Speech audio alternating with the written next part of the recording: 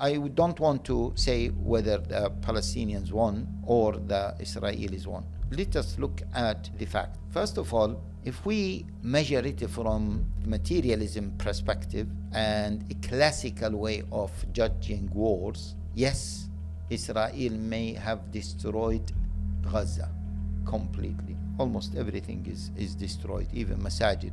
They left maybe 60 masjid that have partially destroyed. Hospitals, education, universities. There is no university that is running in Gaza or that has its buildings in Gaza, and so on. They also killed, according to the official, 67,000, but many people are expecting this number to reach to 100,000. Over 100,000 severely injured, maybe with some of their limbs amputated.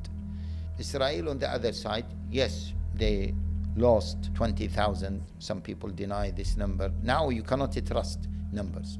20,000 soldiers.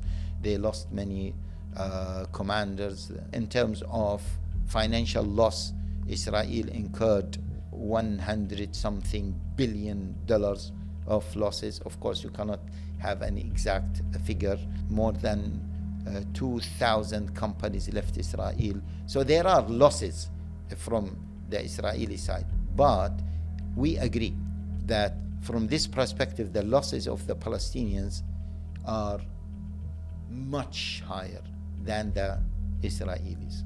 From this angle, this is one angle to look at it. But if you look at it from a strategic perspective, what do we mean by strategic perspective? Yeah, let us define it. What do Palestinians want? Liberation. Okay? And what do Israelis want? They want a number of things. Expansion, physical expansion on the ground, and they want to dominate more of the surrounding areas, and they want, as they say, inner peace in the land that they have occupied. Now, let us look at it like this. Are Palestinians now moving towards more liberation? We'll talk about the cost now. But are they moving into their direction? And are Israelis moving towards their direction? This is for me the summary of the whole story. I hope that this point is clear for everyone. Let us not discuss such critical conflicts, if you would like to say that it is the conflict between, I'm not talking about the genocide, I'm talking about the historical conflict between the Israelis and the Arabs or the Palestinians. Or if we want to look at it, we look at it from a strategic perspective and from a macro perspective. We should not look at such conflicts from an emotional perspective, because once we look at it from an emotional perspective, definitely we will come up with the wrong judgment. Now, as I said, again, the question is, Palestinians want liberation, and the Israelis, they want expansion, they want dominance, and they want to live in peace, as they say. Now, are Palestinians moving towards liberation? There is no doubt that they are moving towards liberation, because now the whole world is talking about their case. Their case is not buried as it was buried before, and as Israel wanted to bury it before. The whole world now, they know that there is an injustice that is taking place in not only Gaza, West Bank, in Palestine. And there are people who are fighting for their liberation, for their independence, for their own rights. The whole world knows about this. And not only the whole world knows about it, as we have seen 3 days ago, that now there is a shift in terms of the last poll in America, that there is a shift towards what the number of people who are supporting now Palestinians over those who are supporting the Israelis. They said this is the first time this has happened. Okay, this is in America, and we know that America is mainly controlled by Zionism. America is controlled by the right wing.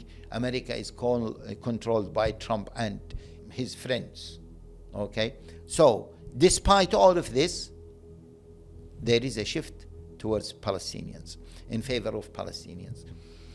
This is in America. Of course, in many other parts of the world, the shift is very clear. And that shift is not just towards Palestinians, but also against Israelis. And in many places, Israel became a toxic word. And no one denies that. So that is, all of this is in favor of what? In favor of Palestinians getting their rights. Now, see, we should not look at it that they are going to get their rights in 1 year, 2 years, 3 years, 5 years, because this is a historical conflict. But definitely it is going in favor of the Palestinians, not against them, and it is going against the Israeli project. This is a major shift. Before, as we all know, we don't need to speak about this. This is well known. No one was able to criticize Israelis openly. In fact, we all know that they were about to many countries, including our country, that if you were to criticize Israel, this is equal to anti-Semitism. But now that is scrapped. So this is from this angle. Now, let us look at it from the Israelis' perspective. They had, let us look at the expansion. They wish to take over Gaza. But now for them to take over Gaza is nearly impossible. Even if we say that the Blair-Kushner plan will go ahead, but that doesn't mean that Israel will take over Gaza, at least in the coming, Allahu Alam, maybe 20 years or more. So their plan failed miserably. The second, which is part of the expansion, to ethnic cleansing of the people of Gaza, that also failed miserably. To expel the people of Gaza either to Sinai, to Egypt, or to other places, that failed miserably. Now, their expansion, at least from Gaza perspective, from the side, the direction of Gaza, has failed miserably. Not only that, I look at it from a different angle. Now, more people are convinced that they can resist the Israelis. Maybe not governments, but now people are looking at Gaza, this small area, 365 square kilometers, 2 millions, who have no heavy arms. They were under the siege for the last 20 years, and maybe they were under siege before that. Yes, they could resist, and they in fact resisted the entire world at one point. Britain, France, Germany, and many European countries, they were sending aid to the Israelis, and of course on top of that America.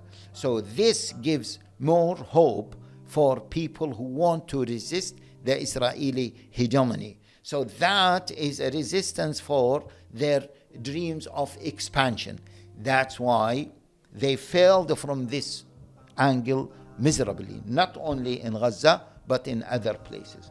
Of course, they are expanding in the West Bank. We should not ignore that. And they are taking more land, but that they are expanding without peace, without being fully settled in those areas that they are expanding, or they are annexing, or they are stealing. And this even might give hope to the people of the West Bank to resist them as Gazan people resisted them. So this again has failed. So at least is not going in the direction of what Israel wants, which is expansion. Now, if we look at the peace, that they live in peace, the people. Of course, we don't have exact figures. Some people say between 500,000 Jewish people have left Israel because they don't feel that it is safe for them. Between 500,000 people to 1 million, we don't know the exact figures, but there is definitely migration of historical Palestine, rather migration into historical Palestine. This is one thing. Also, now, so many young Israelis protested against their government. So now, it's not because of the release of their of the hostages, as they say, but no, they are protesting against their government because they have seen that it became a toxic government. They are not living in, as they say, in a democratic country, and it is the only democratic country in the Middle East. So they started to lose confidence in their own government. They started to lose confidence in their identity. They started to lose confidence in their future. And this is the start of the real decline of this state. Also, now the world, is asking, and especially young people, they are asking fundamental question, which is Israel and their Knesset, they confirmed clearly that they will not accept two-state solution. So what is the solution? So they know that those people, they are not aiming for peace. They don't want peace. They don't want to give Palestinians any rights. So their narrative has been almost destroyed in the eyes and minds of especially the young generation, as they say, below 40 in America and in so many places in the world. So this is in terms of their peace. Of course, we add to that, not the migration of historical Palestine, but also now they feel, even if they are living there, they feel that they are hated by the surrounding areas. They feel that even from Jordan, we know the soldiers who attacked some of the Israeli soldiers. They know that if Muslims around them or the Arabs around them were to be given the chance to attack them, they will not hesitate to do that. So they lost the inner peace, the inner security. And this means that they are losing their confidence in having Israel or historical Palestine as the safe place for the Jewish people. I don't call them the Jewish people, but the Zionists, because so many Jewish people are against this project, and we have seen so many of them in the recent national demonstration. So, in brief, I think the Palestinians, from a macro perspective, the Gazan people, they are moving towards liberation. Yes, it might take long time.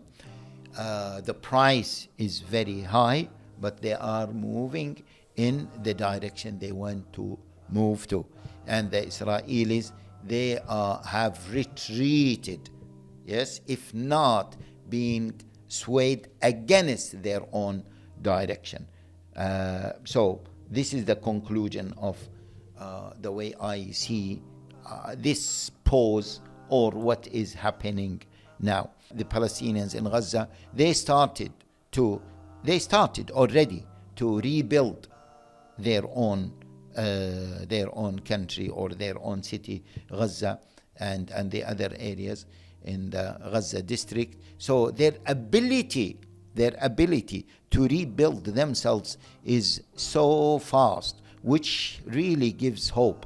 and that those people are really rooted in that land and they will not give up easily. And so it is really almost impossible, near impossible to expel those people from their land, to alienate or to completely commit any kind of genocide where you eliminate all of them. This is in brief how I see it. So inshallah, we hope the best for the people of Gaza, and we ask Allah Jalla wa Ala to give them victory sooner, not later. And we ask Allah Jalla wa Ala to unite their hearts. And of course, this discussion was about what is happening now. I'm not talking about the Muslim Ummah. I'm not talking about our role towards the people of Gaza. Of course, we need now to support them more and more. I'm not talking about that. I'm just talking about the so-called peace treaty and whether it is in favor of the Palestinians or in favor of the Israelis. That's all.